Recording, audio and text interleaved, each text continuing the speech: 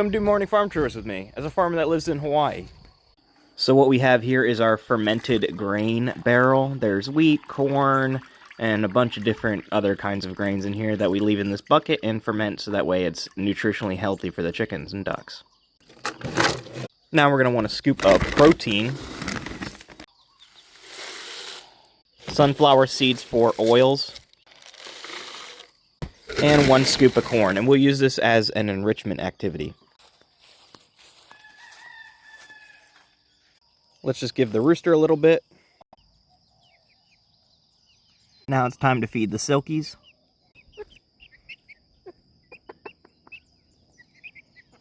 And who could forget about all of you guys? Now that they're all busy, we'll take this corn and scatter it around. And that should keep them busy all day.